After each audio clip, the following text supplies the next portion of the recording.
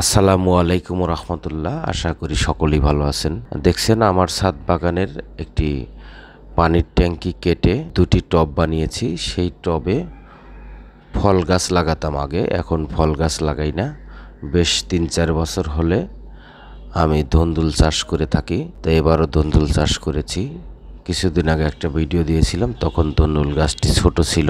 এখন দেখছেন সেই ধুন্দুল গাছটিতে ফলন আসা শুরু হয়েছে, ধুন্দুল ধরা শুরু হয়েছে। এই পুরো ছাদ জুড়েই ধুন্দুল গাছ হয়ে থাকে এবং অনেক ফলন হয়। ধুন্দুলগুলোর জাতও ভালো, প্রায় 2-1 দিন পর পরই ওঠানো যায়। আর আপনারা জানেন ঢেঁড়স, ধুন্দুল এগুলো প্রায় প্রতিদিনই বড় হয়। তো এই ধুন্দুল গাছের সার হিসাবে আমি পেঁয়াজের খোসা সরাসরি দিয়েছিলাম, যেন মাটি নরম থাকে এবং পানি দীর্ঘ সময় ধরে রাখে।